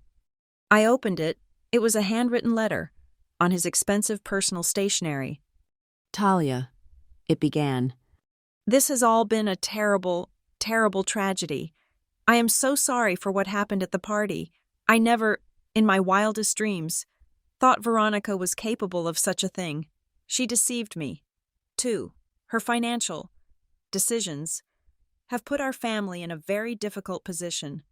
I stopped. I read that line again. She deceived me. 2. "I know you are hurt," he continued, "but I'm still your father. I am trying to make this right. The house is being sold. I hope, in time, you can find it in your heart to forgive me for this terrible mess. We were a family once. I hope we can be again." It was a 4-page letter, and not once did it contain the words, "I am sorry for what I did." It was not an apology. It was a press release. It was a plea for my sympathy for his difficult position. He was, as always, a supporting actor in his own life, a victim of circumstance. I didn't feel anger. I didn't feel sadness. I felt nothing. It was just data. I did not reply. I simply took the letter, opened the bottom drawer of my new desk, and placed it inside a file folder labeled Graham Mercer, Legal Correspondence. Then I closed the drawer and made myself dinner. Spring came, the snow melted, and the air turned warm. On my balcony, the lily-of-the-valley pips I had planted in the cold, dark soil of January pushed their way up. They were bright green, tenacious, and alive. One evening, I sat out there with a glass of wine, reading my book for writing class. The sun was setting, and the air smelled like damp earth. I looked around at the other balconies in my complex. A few people had strung up those cheap, round patio lights. They were soft, small, and warm. No one here mentioned Christmas. No one was planning a gala. No one was performing. It was just a quiet Tuesday in April. I thought about the blinding, interrogation-level floodlights on my father's house. I thought about the thousands of tiny, perfect, cold white lights on Veronica's tree. I smiled, went inside, and logged onto my computer. I ordered a single, 20-foot strand of warm, yellow-gold balcony lights. The town of Aurora, it seemed, had collectively decided that its holiday season had been stolen. The Mercer Hale Gala, which was meant to be a crowning jewel of community philanthropy, had instead become a dark, toxic stain on the town's collective memory. So, in an act of communal defiance and a desire for a clean slate, the town council, in partnership with the Women's Business League, organized a community unity tree lighting for the first Friday in January. It was a do-over, a reclaiming.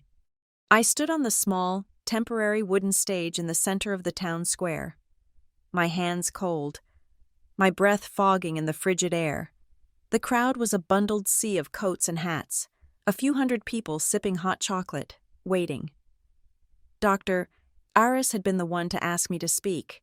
My invitation was not to be the star, but to be a voice. My index card, which I held in my gloved hand, had a simple title: A Few Remarks on Family Safety and Community Integrity. The mayor finished his brief, awkward speech about resilience.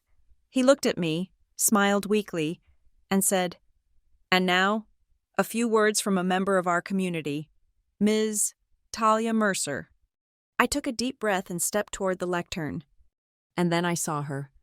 She was pushing through the side of the stage stairs, past a startled event staffer, Veronica Hale. She was not invited. She was wearing an immaculate, expensive cream-colored wool coat, her hair perfect, but her face was a mask of pale, tight fury. Her eyes were burning with a zealot's righteousness. "I have a right to be heard," she shouted, her voice sharp and piercing in the cold air. She made a desperate, clumsy grab for the microphone on the lectern. "This is my community too. You cannot just erase me. You will hear my truth." The crowd gasped. The event staff moved in, but I held up a single hand. "It's okay," I said. "Let her stay." I looked past her, into the crowd. I saw my father, Graham. He was standing near the back, by a roasted nut vendor, looking thin and lost inside his heavy overcoat. He was not with her. He was alone. He watched, his face stricken, as the people in the crowd near him, people who had been his friends and partners for decades, visibly recoiled from Veronica, turning their backs on her, taking a collective step away. He finally, truly, understood. The tide had not just turned. The ocean had evaporated. I turned back to the microphone. Veronica was frozen, poised halfway between me and the mic, her chest heaving. "Good evening," I said. My voice, amplified by the speakers, was calm and clear. It did not shake. "There has been a lot of talk, a lot of rumor, and a lot of whispers." I looked directly at her. "I am not here to add to the noise. I am here to present the facts." Veronica's face tightened. "Fact 1, I said, my voice cutting through the silence. "The financial document I was pressured to sign on Christmas Eve was a forgery. We have a signed affidavit from a digital forensics expert confirming that my father's signature was copied and pasted onto the authorization line without his knowledge or consent." A low, shocked murmur rippled through the crowd. I saw Graham flinch, his eyes squeezing shut. "Fact 2, I continued. The entity this document was meant to fund, Hale Nexus, LLC, is a shell company. It was registered 18 months ago solely to Veronica Hale, and it has been the vector for systematic, undocumented transfers of money from my father's accounts. It is not a consulting firm, it is a whole." The gasp this time was louder. "And fact 3, I said, my voice dropping but losing none of its clarity. The physical assault that took place that night was not a family squabble. It was not a misunderstanding. It was a criminal act, documented by the Aurora Police Department, medically corroborated by Dr. Lila Aris, and witnessed by multiple independent members of this community who are standing here tonight." Before Veronica could find her voice to scream, a man in a dark suit, who had been standing on the side of the stage, stepped forward. It was the city attorney. "In the interest of public integrity," the attorney said, his voice deep and official, "I can confirm that in light of these and other findings, the Arapahoe County District Attorney's Office and the Colorado Department of Revenue have opened a joint investigation into these allegations." That was it. The official, public, legal confirmation. It was the one thing Veronica could not fight. She broke the mask of the refined hostess, the mask of the misunderstood victim. It didn't just crack, it vaporized. "He's lying!" she shrieked, her voice a ragged, ugly sound. She lunged for the mic again, her polished image gone, replaced by a raw, desperate fury. It was management. It was just management. You don't understand the pressure. The money was it was for the family. Everyone does this for their family. I did it for my son. I did it for my family." She had confessed, not to a crime, perhaps, but to the motive, to the worldview, to the twisted, selfish morality that had fueled her for decades. Everyone does this. She had implicated herself in front of the entire town. The crowd stared, silent and horrified. And then, before the chaos could take root, Mr. Davies, who had been standing by the audio-visual booth, gave a quiet signal. The large projector screen that had been hanging dark beside the stage flickered to life. Veronica's distorted, screaming face was instantly replaced by a simple, elegant white screen with green text. It was the logo for the Evelyn Seed Fund. My voice, this time pre-recorded, a calm voiceover, filled the square, honoring the legacy of Evelyn Marlowe, who believed in the power of autonomy. The Evelyn Seed Fund is proud to invest in the future of Colorado's tradeswomen. The slide changed, a picture of a smiling young woman in a hard hat. "We are thrilled to announce our first grant recipient, Ms. Ana Gutierrez, who will receive full funding for her electrical apprenticeship certification and toolkit." The focus of the entire event, the entire narrative, pivoted in one clean, decisive motion. It was no longer about Veronica's scandal. It was about my grandmother's legacy. It was about the future. I saw Colton. He was on the edge of the crowd, looking pale and small. He started to push forward, trying to get to the stage, his face desperate. "Talia, wait. I'm sorry, okay? I am. It was just, there was so much pressure. You don't know what it was like." A large man in a high school letterman jacket, a local football coach, put a firm, heavy hand on his chest, stopping him. "Son," the coach said, his voice a low rumble. "Responsibility is an action, not an apology. Go home." Colton, for the first time in his life, had no one backing his play. He deflated, turned, and disappeared into the darkness. My father had made his way to the steps of the stage. He looked 10 years older, his eyes red-rimmed. He whispered, his voice broken and raw, meant only for me. "Talia, I'm sorry." I looked at him, the hollow man, the passive accomplice. "I know you are. Dad," I said. My voice was not cold. It was not warm. It was just finished. "Fix what you can. Leave the rest to the law." As if cued by my words, I saw them, Officer Byrne and her partner, moving quietly through the crowd. They were not in a hurry. They were not aggressive. They moved with a calm, bureaucratic purpose. They did not approach the stage. They approached Veronica. Officer Byrne spoke to her, her voice inaudible, and handed her a thick, formally folded document, a summons. Veronica stared at it, her face slack with a new, dawning, procedural terror. This wasn't social shaming. This was the machine, officially accusing her. Suspicion of financial fraud, forgery, abuse. The mayor, looking profoundly shaken, stepped back to the microphone. "And now," he said, his voice trembling slightly, let us light our community tree." He hit the switch. The giant spruce in the center of the square, which had been a dark, looming silhouette, exploded in light, but it was not the cold, sterile, accusatory white of Veronica's mansion. It was thousands upon thousands of warm, glittering, multicolored bulbs, gold, red, green, and blue. The crowd, after a moment of stunned silence, began to clap. It started slowly, then grew. They were not clapping for the tree. They were not clapping for the drama. They were clapping for the release. For the end of the long, cold silence, they were clapping for the message. That integrity mattered, that boundaries were, in fact, the light. I stepped back to the microphone. Over the sound of Veronica's quiet, gasping sobs, I set my index card down. I didn't need it. I looked out at the warm, glowing faces. I said the 4 lines I had written in my journal that morning, my own personal oath. "I am not a backdrop," I said, my voice ringing out over the applause, steady and strong.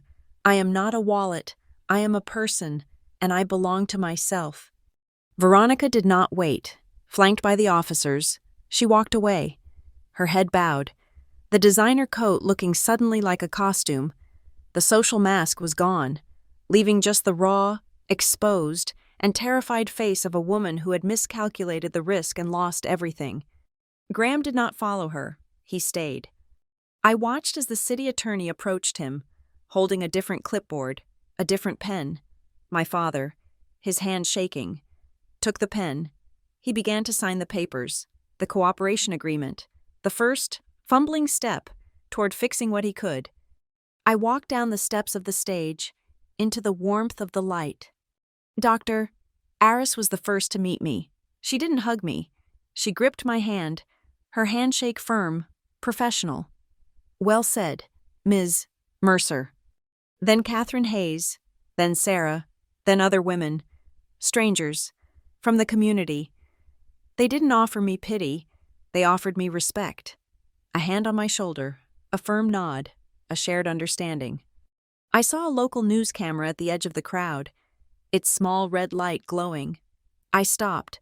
I looked right into the lens, right at the community watching, right at the world.